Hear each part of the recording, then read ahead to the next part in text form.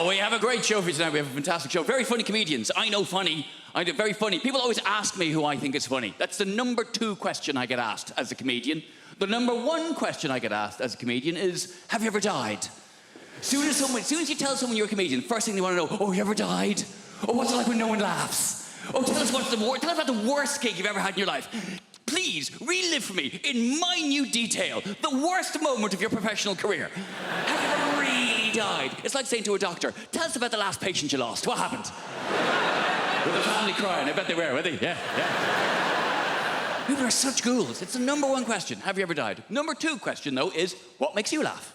People always want to know that from me. Who do you think is funny? And that's a nicer question. That's more understandable. You know, I make people laugh. People want to know what makes me laugh. In the same ways you might say to your hairdresser, who cuts your hair? Or you might say to someone in an Audi, who do you think drives like a cock? Same kind of thing. I like that joke. It's a short joke, it's a sharp joke, and also with that joke, I get to spot every Audi driver in the room. I can just see it there. Pinched expression on your face there. All right, no need to be like that about it. I've done well for myself. It's a very reliable machine. And the fact that I can tell you're an Audi driver by the expression on your face means technically you've just given a form of indication. So well done. Good for you. I knew you could do it. Yeah. Have you ever died? Who do you think is funny? You always get asked the same questions. That's why I don't like doing interviews. I love doing this job. This is great. I love standing here talking to you, though. But doing interviews, it's a necessary evil. It's part of the job. I having to answer questions. And I don't even like watching interviews. You'd rather watch a comedian tell jokes than talk about how they wrote them. You'd rather watch a singer sing songs than talk about their inspiration. You'd rather watch a sports person do their sport. You'd certainly rather watch a sports person do their sport. Come on now. Sports interviews can be turgid affairs at best. And then I hit it with my foot. You mean you kicked it? If you like. They're really interesting. And I'm not slagging sports people. It takes a great deal of single-mindedness to excel at a sport to a point where people want to interview you about it. But sports people are famous because they're good at sport, not because they're good at talking about sport. That's why you find a sports person who is good at talking about sport, the BBC will cream their knickers over them. We found a woman. She used to ride horses. That's a sport. And she's quite lively and engaging and charismatic. Put her on absolutely everything! Do not let her out of your sight. Even people I'm a fan of. Andy Murray. I love Andy Murray. Britain should be very proud of Andy Murray. He's done a lot to be proud of. He's won Wimbledon. He's an Olympic gold medalist. And he put up with a lot of shit when he was, 8th best in the world? Oh, you bloody loser, you. He's done a lot to be proud of. He's won Wimbledon, he's Olympic gold medalist, he's magnanimous in victory, he's humble in defeat. He's a big comedy fan. He's been to see me live, I've met him, lovely bloke. But Jesus Christ. I cannot listen to him drone on one more time about how he won, stroke lost another tennis match. I can't do it. Well, then I hit it to him, and he hit it back to me, and I'm very good at tennis, but he is also very good at tennis. Some days I'm better at tennis than he is, but I think what's happened today was he was slightly better at tennis than I am, and that's maybe why he won the game of the... Oh, for God's sake, man! I'm not very sporty, you can probably tell. I like hill walking. Doesn't really count as a sport. I like hill walking and camping. Proper camping, though. None of your glamping bullshit. Glamping. Derivation of the words glamorous and camping, where you stay in a yurt, which is more expensive than a hotel. What is wrong with you? A lot of people don't realise yurt is a derivation of the words euro and twat. A lot of people don't realise that. Do you love London? I love London. I feel like London is created by the people, right? Who are just crazy and sexy and ambitious. I got into an Uber the other day, not bragging, and I got into an Uber and the driver, he said, would you like to have the radio on? And I was like, I don't mind, it's up to you. And then he said, well, actually, I make my own music. Do you mind if I put some of that on? No, I don't. And then he put on Drake's new album. I wonder how often it works. I wonder how often there's a middle-aged white woman thinking, oh, well, he looks like Aladdin and he sounds like confidence personified. Pull over and jump in the back, Nikolai. I I'm having a good life. I have recently started doing yoga, which is just change. Yes, woo for the yoga over there. Are you a team? Come to... I'm new to it. I love it. Yoga has changed my life. It's brilliant. Yoga is my new drug. My old drug was drugs. Which I'm not going to say anything positive about because it would be incredibly irresponsible. I'm not going to say anything positive about drug taking. What I will say is I didn't take MDMA until I was 32, and it was such a relief to know I could be happy. Just to see the equipment's broken. But yoga is nearly as good, and there's no downsides. It's given me a whole new language. My favourite new word is namaste. Yeah, it's a very old word, it's very sacred, and it means the yoga has finished now. And then you're allowed to leave. I think that the key to being happy as you get older is self-acceptance. Like, I have to accept things about myself now. Like, I'm 36, I thought I would have children by now, and I don't. In an ideal world, what I wanted to self-fertilise. I wanted to have children that were exactly my genetics so that I could show them to my parents and go, see, it was my childhood, they're fine. Science can't do that yet. And then I had a crazy day last month where I just thought, I'm just going to buy some sperm. I'm just going to buy some sperm off the internet. I've got a good job. I'm just going to buy some sperm. Guys, sperm is so much more expensive than I thought it was going to be. It is tens of thousands of pounds. We are all wasting a valuable resource. 17-year-old me would have been a millionaire if I'd learned how to catch it and chuck it in the freezer. So expensive. It's a shock. I do think self-acceptance is the key. Like, there's things about myself I don't like, but I just have to accept now that they're not going to change. This is who I am. Like, so for instance, I don't like art. I think art is rubbish. I think lots of people think art is rubbish, but we're too worried of looking stupid, so we go along with it. I think that the worst art form is theatre. Right, okay, I can sense how unpopular this opinion is. Hear me out. I think theatre is diabolical. Look, I do, look, and also, I'm aware, if you are a performer of some kind, if you're an actor, look, please don't be offended. I don't mean being in the play. Obviously, if you're the person in the play that gets to put a wig on and walk up and down and move your arms and project your voice, saying things like, I think you'll find you're contradicting yourself, Alan. Fun. Having to watch it. Dear Christ. I can't concentrate. I can't lose myself in the story. I know that it's not real because I'm surrounded by people eating crisps. And they don't let you look at your phone. So all you're thinking is, well, how long has it been? I have realised that the musician I want to be is the drummer from Coldplay. I want to be the drummer from Coldplay so badly because that dude is rich as shit and no one knows who the fuck he is.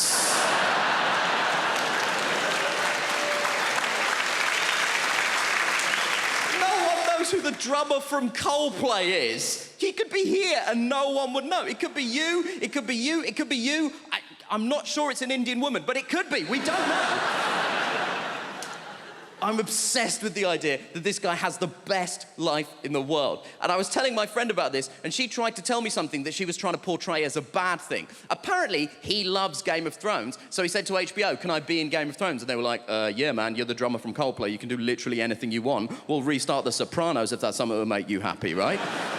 Now, he is in Game of Thrones. Confession time, I don't watch Game of Thrones, but even I know the Red Wedding is an important episode of Game of Thrones, right? He is in the Red Wedding. Guess what he is doing in the Red Wedding? He is the drummer in the wedding band.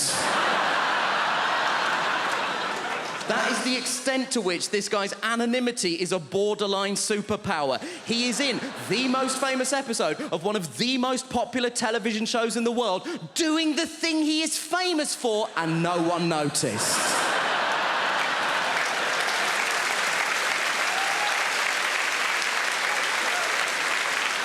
That is Kaiser Soze shit.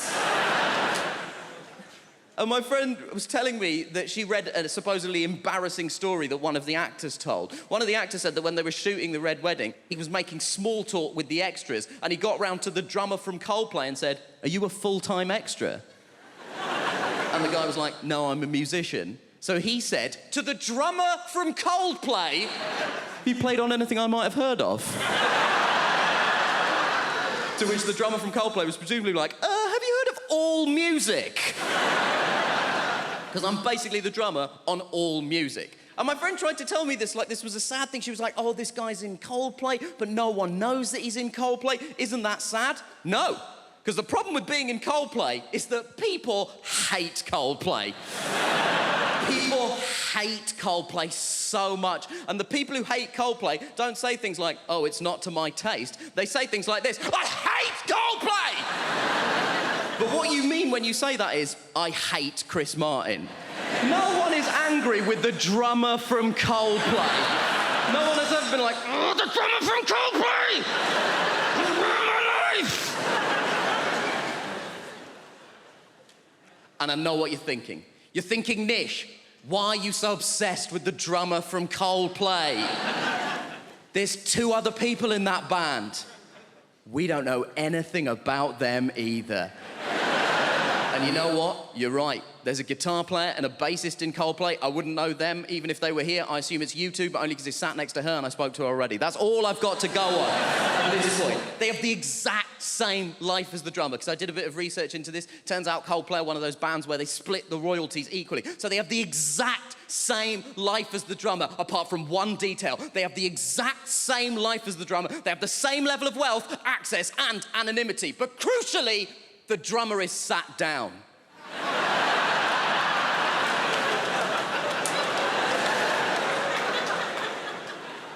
And that is the dream.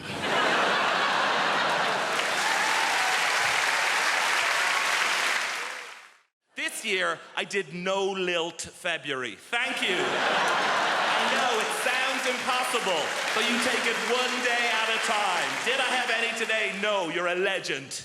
It gets hard around the middle of the month, you get the cravings. It's called lilt guilt. You're like, "Oh, I bloody love the lilt." It's the night where you go to the shop at midnight, you kick the door and say, "Where's the lilt?" And they're like, "We don't stock it anymore." Like, "Ah!" So you try and make your own hooch lilt, you know, you get a pineapple and a grapefruit and you add in batteries and a horse's head and you're like, "It's good, but it's not totally tropical." Did that joke in America recently. Turns out they don't have lilt there. This is it. This is all I do. Imagine if this was your actual... I go like blah, blah, blah, and you go, "Ah, ha, ha, ha, money." Can't believe I get away with it. You do actual, proper London jobs. You know, like blacksmith, you know? Farrier. Brunch DJ. The big 3. I tell you, I do not trust people who work in offices. I know, right? What are they doing? Nothing takes that long. They're planning something. They must be. Do you know? Do you ever call in to visit your friend in an office unexpectedly? Everyone just shits themselves. They're like, "What's he doing here? Cover the screen, lie across the spreadsheet, get him out. Kind regards, warm regards, best. That's how they talk. I've seen the email. Hey. I know what it's like in the real world. Look, sometimes I check in your world. Oh, gross, back to showbiz. And...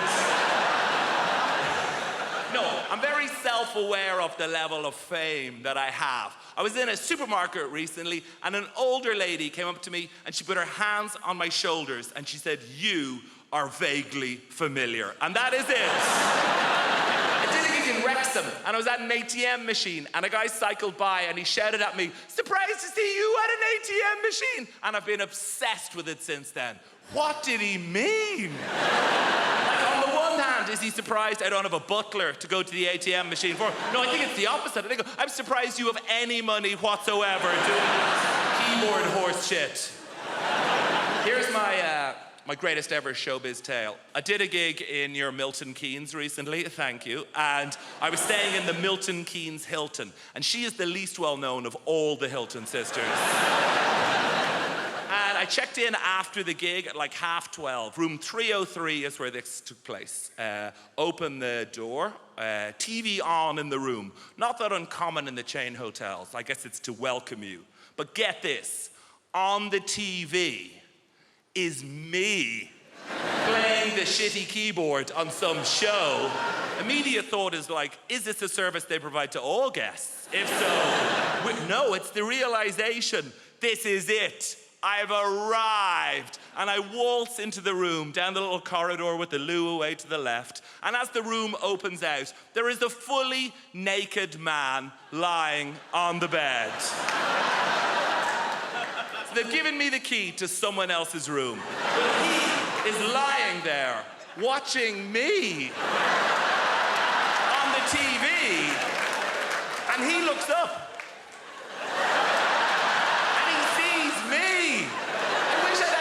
To think of something smart. What I say is like, oh shit, sorry about it. I could have said anything and I'd be a legend. I could have been like, oh, you enjoying this? Ah, no boner. And just walked out of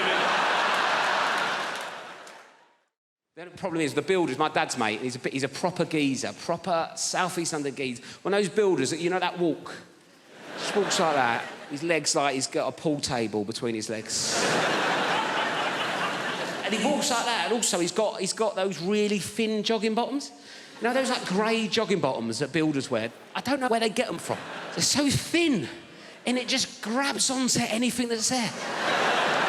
It's just, I feel like I'm getting stared out by his knob and balls as he comes in. And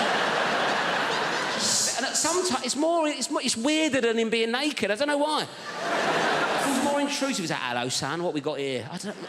Everything's... Walking around like that. I reckon I could draw his knob and bollocks from memory better than mine. So he's coming like that, and I'm like, oh, God. I go, do you want a cup of tea? He goes, yeah, I'll have a cup of tea. I went, how many sugars? He went, 13. That's not a cup of tea anymore, it's a pudding. That's an angel delight of a tea bag, innit? 13 sugars, I'd our mate sticking it in. It's about £3 worth of sugar. He's only come round for a quote, it's already cost me. I put 14 in to test him. Give it him. He went, it's a bit sweet, isn't it? You winding me up, you know me on 13, you greedy bastard. Old type 2 Terry's come round and it's a bit sweet for him, is it? When are you going to do this job? I want it done before your foot comes off, all right?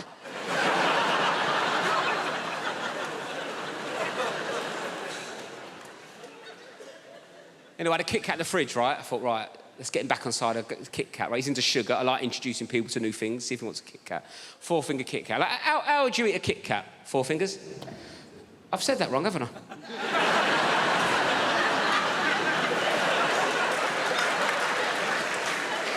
I thought you looked at me funny. Sorry, I said that like it was your name.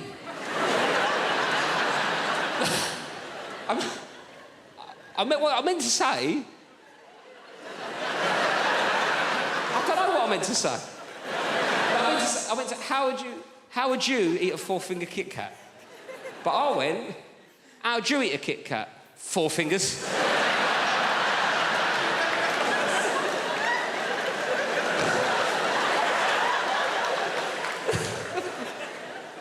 Oh, hello, 4 fingers, how's it going?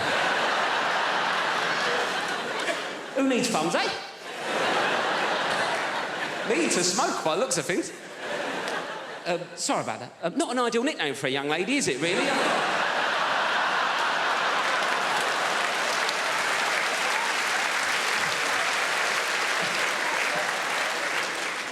So what would you do? 1 finger at a time? Is that what you'd...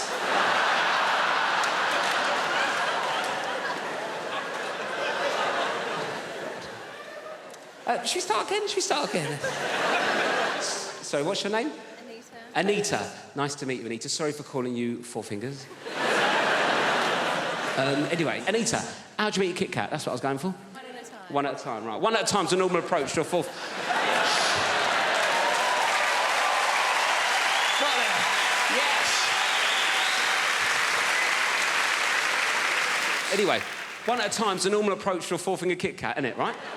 I gave this builder a 4-finger Kit Kat. He picked it up, put the whole thing in his mouth at once. Bit into it like he was eating a bun. Dirty ogre sugar bitch.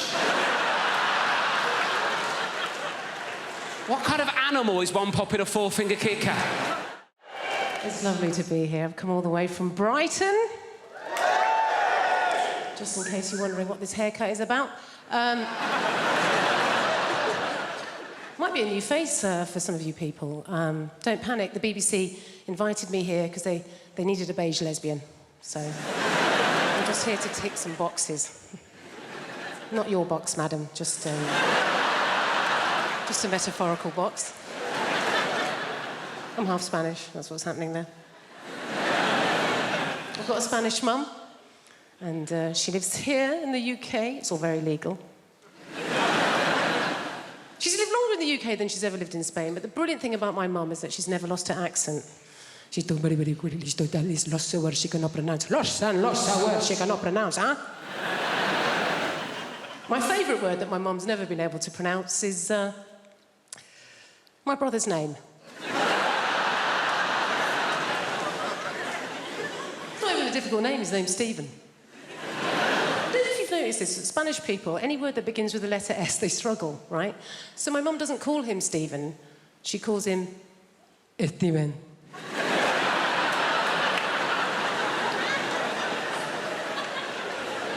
What's his name, Mum? Steven. Is it? Isn't it just Stephen? Jennifer, I know his name is my son. It is Steven! You don't want to mess with my mum. She's not like British people here in this country. We can be quite passive-aggressive, can't we? She's just very aggressive woman.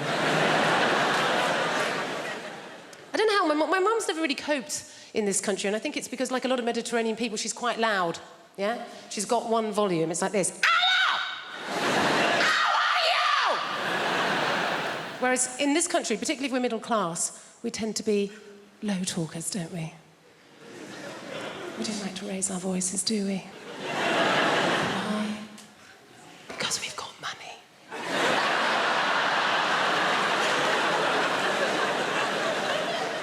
And we just assume that if you are raising your voice, well, you're probably poor. Or worse, foreign. Great thing about having a Mediterranean mum is they feed you. Oh, my God. She's always feeding. That's her way of showing that she loves her children, is to feed us. You know, I can remember going around friends' houses, you know, like English mums. Go around an English mum's house and the conversation with mum's more like this. I think you've had enough. My mum will feed you till you puke. Anything can be going on in my life and my mum will relate it back to a meal that she's cooked. Do you know what I mean? Like, so good or bad, particularly if I'm depressed. If I phone up my mum and I've had a terrible day, yeah? I phone up my mum, conversation always goes like this. Oh, Jennifer, my God, I'm so sorry to hear that you're having a hard time right now. But you know what? Don't worry, okay? I made a soup. Come home. You sound hungry. I made a chicken carne, I made a lamb tagine, I made a casserole, Jennifer. I made some tortillas, some paella, some curry, Jennifer. You love the curry. Maybe some meatballs, some pork ball, beef ball, aniseed ball, banana ball. You're a lesbian. You don't eat enough balls. Please, come home. Eat my balls. We've moved now. We've moved to a place called Pinner. We only moved to Pinner because the estate agent said to us, he said, oh, Pinner is a lovely part of West London. West London. We get Welsh telly. It's not London, but it is very nice. One of the things I like about where we live is it's very multicultural. I think that's one of the brilliant things about London. I think multiculturalism is something we really have to fight for. Like the school my kids go to, it was very easy to pick a school for my kids because obviously we just picked the one with the highest ceilings. But the school they go to, it's a really nice school and it's very diverse. Like we have a mum's night out once a month and all the mums from the school go and there are women there from every economic background, every race, every religion. And we have a fantastic time, and the Muslim mums drive us home. I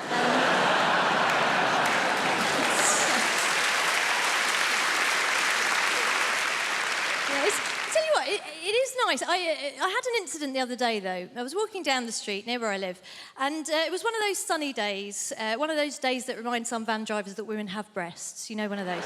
And I was walking down the street, and there was a van drove up and slowed down, and two guys leaned out of the van, and they were in classic kind of leching position. And I knew they weren't going to be looking at me because I am 44 years old. And in fact, my older friends, when I was turning 40, they said, oh, being over 40, it makes you invisible, right? And I have found, yes, that is true, but the brilliant thing is it mostly makes you invisible to dickheads. So it's not really a problem, it's a superpower, if anything. So I'm walking down the street, these two guys are leaning out of this van, and I see they're leching, but they're looking past me at a younger woman, a woman in her 20s, who is walking alongside me. And these guys do the classic thing. They lean out of the van and they gave this woman a very detailed appraisal of her anatomy. You know, they covered all the main areas in bullet-pointed form, very thorough. And then they went on to suggest what I can only describe as a smorgasbord of activities they felt they would enjoy indulging in with her, were they not under pressure of time to get to the next plumbing job. So they did all this and they drove off. And naturally, I turned to this woman and I said, oh my gosh, are you okay? That was horrific. And she said, no, I'm fine. It happens all the time. And I thought, yeah, it does when you're in your 20s, doesn't it? And we were chatting about how silly it was as we walked down the street. And then we got further down the road and the traffic had slowed down and this van had come to a stop. And I think a few years ago I would have just left it, said nothing. But this year I thought, you know what, if I'm going to be invisible, you know who else is invisible? Ninjas. I'm going to be a bloody middle-aged ninja. I'm going to strike, right? So I went up to the van and I just leaned in and I said, oh, hi, guys. Listen, sorry to bother you. I just wanted to say thank you so much for what you did back there, because my son here has been undergoing a very difficult gender reassignment.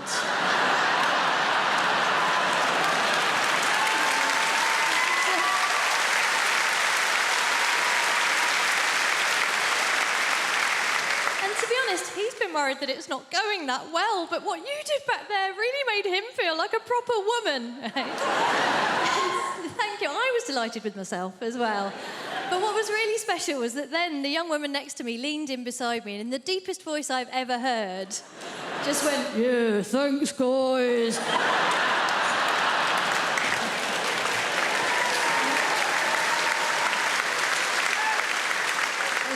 It was a beautiful moment. Obviously, it wasn't perfect. The only thing that could have made it perfect would have been if the guys in the van had said, actually, if your child is undergoing a gender reassignment, it's incredibly insensitive of you still to be referring to her using the male pronoun. They didn't do that. They just called us slags.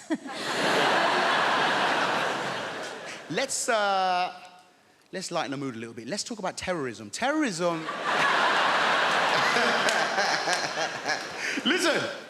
One of my main issues with terrorism is simple, all right? It's got people that have known me my entire life doubting my credibility, all right? It's mad thing. And I want to let you know, all right? You guys are a little bit worried at the moment. I'll make it explicit for you. I am not a member of ISIS, all right? I'm not, okay? I have nothing to do with those people. I don't follow their ideology. That's because I've got 6 months left on my Al-Qaeda membership. I'm a lot... Where do they go? My gosh, I'm going to get some water, all right? Flip me, it was a bad choice wearing this heavy-ass jacket, you know what I mean? And you know what, actually? Ooh, it's squirting all over the place. I tell you what is the biggest threat to Muslims on the face of the planet today, all right? Dehydration. We cannot carry around clear liquids in a bottle anywhere, all right?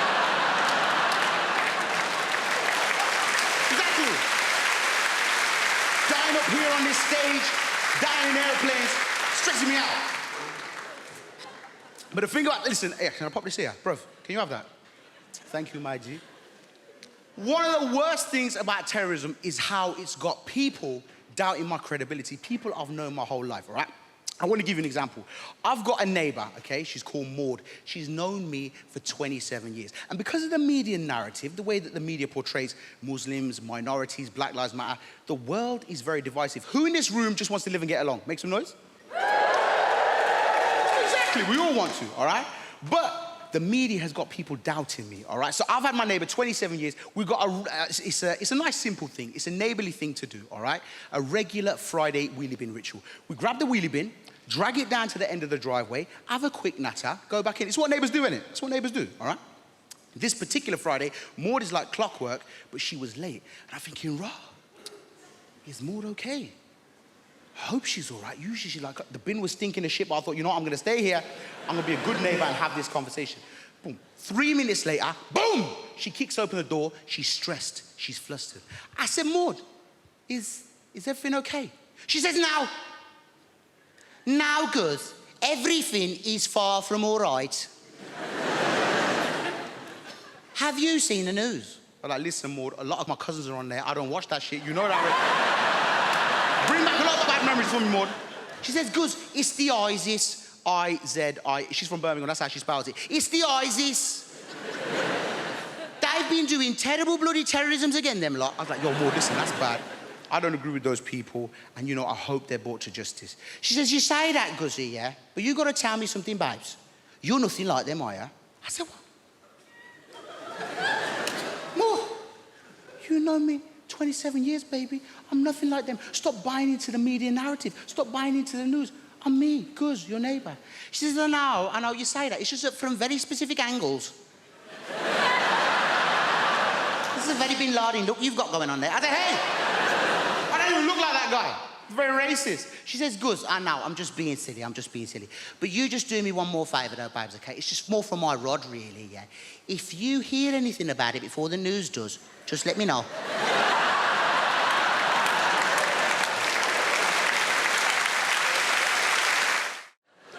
I get concerned about the message that we send, you know, young women a lot on TV and, you know, in the media, because right now we live at the height of materialism, where it's suggested to young girls especially that you can indulge the most depraved man as long as he's rich. This is evidenced by the franchise 50 Shades of Grey. Has everybody here seen 50 Shades of Grey or read it? Okay, some of you are shaking your heads. Fine. I will give you a quick plot summary of 50 Shades of Grey.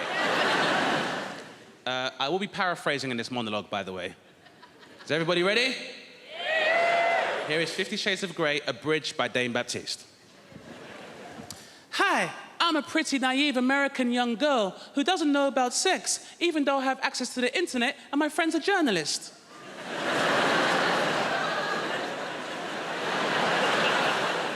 Mr. Grey, you seem so mysterious and rich. Can I interview you? That's right, baby. I am mysterious, and I'm rich as hell. Can I put a pineapple in your ass?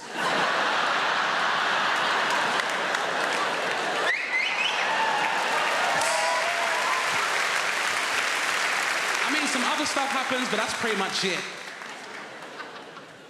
It's fair. Unfortunately, we live in a time where, you know, materialism is encouraged, you know?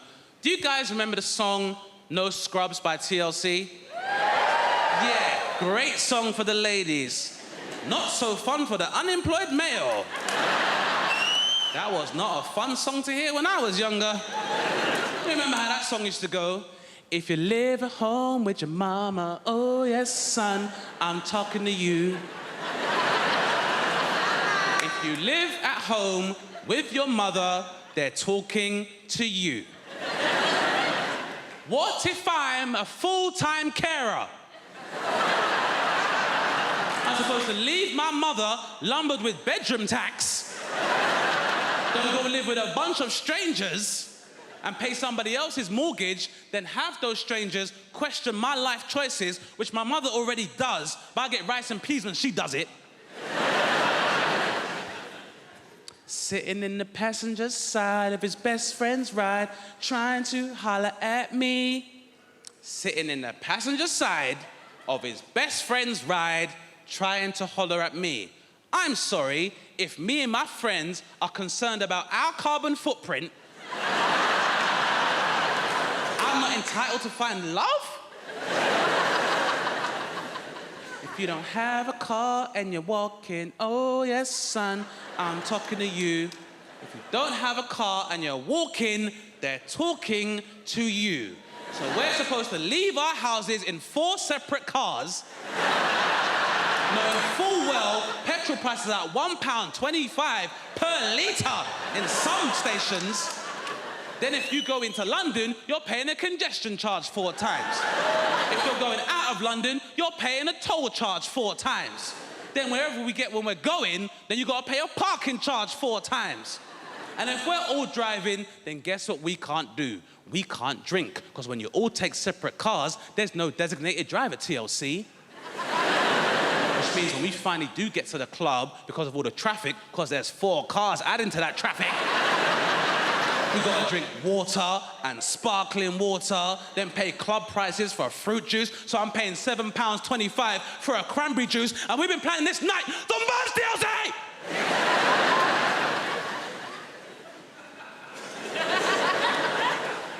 People ask me, they say, Chris, what is it like trying to raise a child when you can't see the child?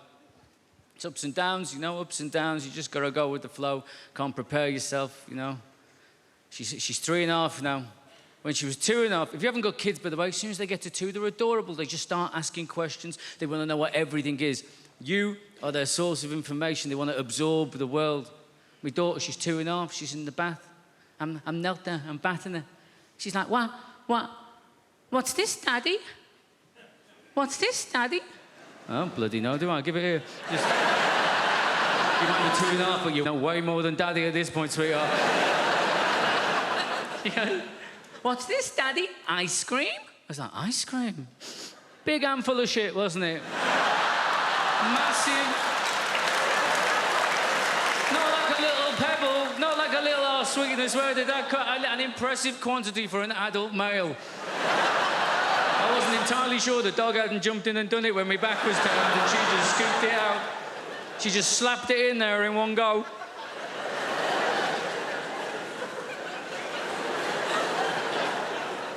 It threw me. I didn't... Look, right, I obviously didn't see it coming. I didn't even... No.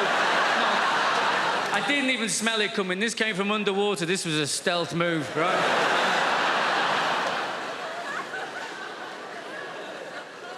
And I'm not entirely sure exactly what happened. You know, I've narrowed it down to 2 options, I think. I've given it some thought. I mean, she was 2.5. Let's give her the benefit of the doubt. She deserves the benefit of the doubt, doesn't she? Option 1, benefit of the doubt. This is what happened. She sat in the bath in the warm water. Yeah? She farts. She shits herself. She doesn't know she's done that. A few minutes later, that goes floating past her in the bath, doesn't it? She sees it there. She thinks to herself, I wonder what the bloody hell that is. That looks a little bit like ice cream. I know, she thinks. I'll ask Daddy about that. He knows about these things. He's a very, very clever man, yeah? That's option 1, isn't it? Benefit of the doubt. Option 2. She's a bloody comedy genius. She's sat there in the bath. She's got Mr. Penguin up here on the wall. She's got, hey, Mr. Penguin, Mr. Penguin. Get on this now. This is going to be brilliant. This is going to be amazing. Watch his face now. Watch his face. Watch. Keep looking. Keep looking. What am I going to do? Not only am I going to do a shit and put it in his hand, I bet you I can make him sniff it.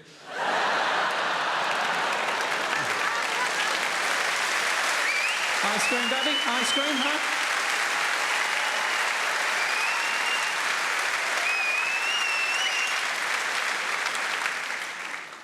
We were very lucky with my daughter. So they say you got to watch your language around your kids, don't they? That's what they say. We were very lucky. My daughter's first words, apart from hand on heart, apart from mama, dada, baba, all that nonsense, her first words were go away. That's what she said. That's all she said for 3 months. Go away. Go away. She thought it was just one word. Go away. Go away. Why? Because that's what me and my wife said to the dog every time we were trying to feed my daughter. We'd get the food out, wouldn't we? The dog would get up, he'd go on the prowl, having a little look, wouldn't we? We'd be like, go away, go away, go away. She just picked it up. We'd push her in the pram out on the street. She'd be like, go away, go away, go away. Said to my wife, it's a good job we weren't telling that dog to fuck off, innit? Because we just wouldn't be able to take this kid out of the house. Going away with my wife, she does this thing, right? If you get her in an airport, I'm not allowed to have my own passport. It's embarrassing. It's embarrassing. I'm a 40-year-old man. I get to passport control. They say, you got your passport, mate? I'm like, no. I'm not allowed to carry it. Apparently, I'm not mature enough. I don't know what happens, man. The moment you get in near an airport, she becomes like some sort of Russian people trafficker. Do you know what I mean? She's like, I must have all the passports. You cannot handle passport. You are too stupid for passport. I must keep all passports in zippy clear travel document folder, huh? Alongside printout from TripAdvisor. But you may carry the bags. I'm like a peasant boy for the day. Oh, thank you, master. Thank you very much. Yes, it's a real honor for me to carry your bags, you know. 11 pair of shoes for 3-day mini break is a good idea. Yes. Maybe you will become a centipede while we are in Egypt. Who knows?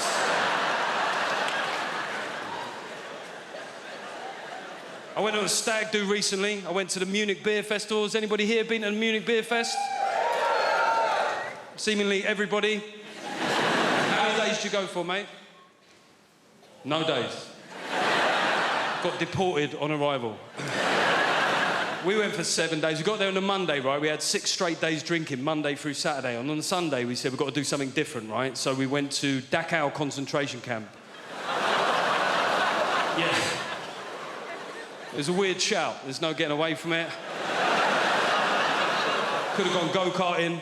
I said, no, let's do some World War II here. It took a long time to get there, and when we got there, it was shut. Now, yeah, it felt inconvenient. However, given the wider backdrop of historical suffering, I didn't necessarily think that my inconvenience was that big a deal, right? So I just thought I'll take it on the chin. But we had a mate of us called Tim, and Tim started popping off at the German security guard. He said, mate, it's a Sunday, yeah? It's a big tourist day. It's outrageous that it's shut. I said, to be fair, it's outrageous that it was ever open, you know what I mean?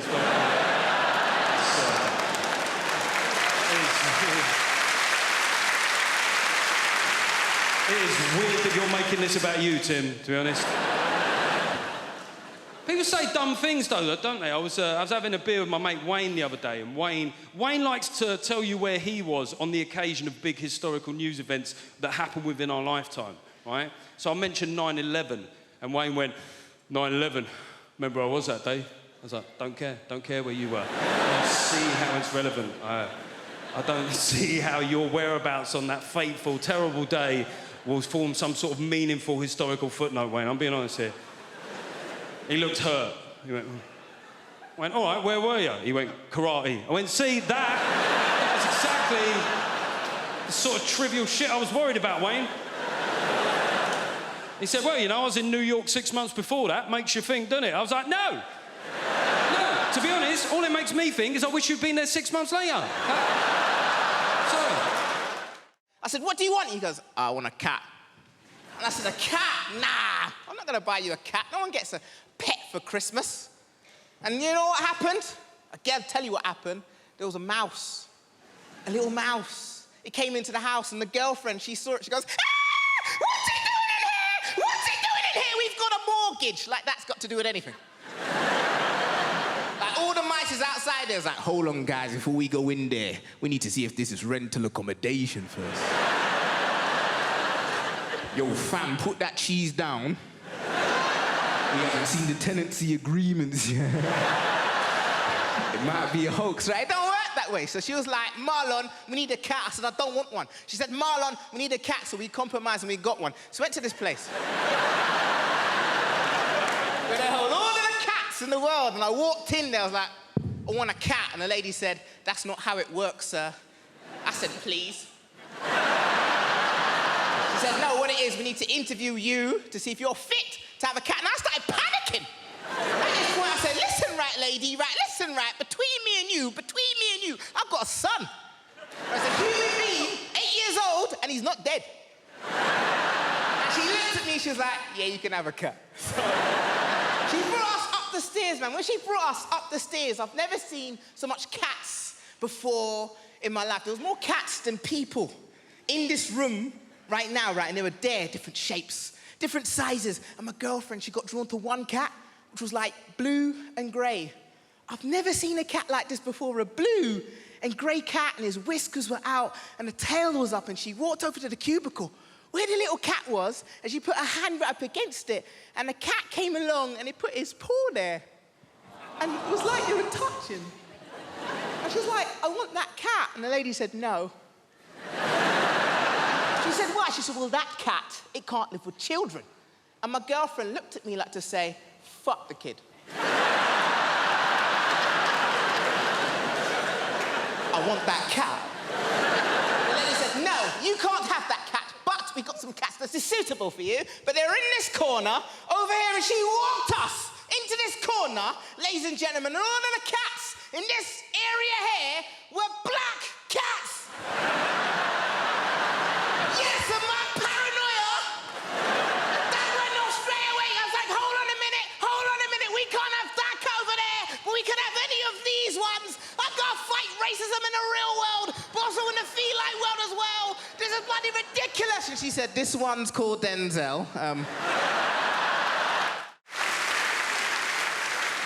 I've made a list of pros and cons, because I've been spending a lot of time in brothels and prisons.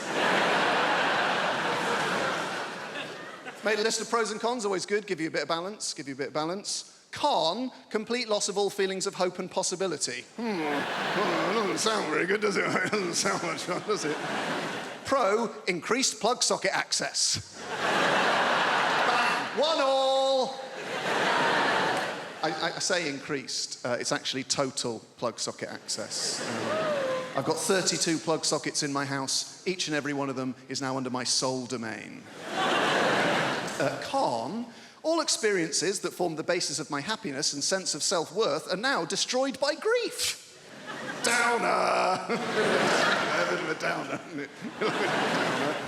Pro, less recycling. I can fit it all in the green box now. It's remarkable when you take into account just how much I'm drinking. Oh, John, you're meant to heat mulled wine. All right, Your Highness, hand me the bottle and leave. Con, I'm gonna lose me house. Bit of fun. Pro, 25% off council tax. I was on that like a ferret. Dialing as the door slammed. And that's us fresh out of cons. The rest are just pros, guys. Yeah. Increased freezer space, all 4 drawers. Cheaper gas and electric. Reduced wear and tear on fixtures and fittings. And when I say reduced, I don't mean by half, because I was only ever responsible for about 10% of scuffs and spills. So we're looking at a net reduction of 90% in real terms. This is my favourite one. Ultimate control over where the iPhone charger cable is and why it is there. There was a time it would take hours to answer the questions, where is the iPhone charger cable and why is it there? Not anymore.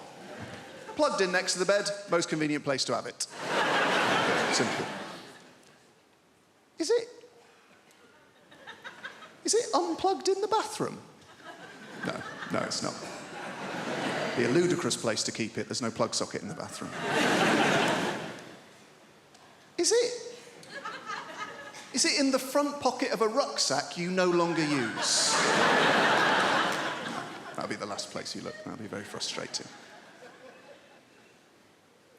Is it plugged in on a train we have alighted from?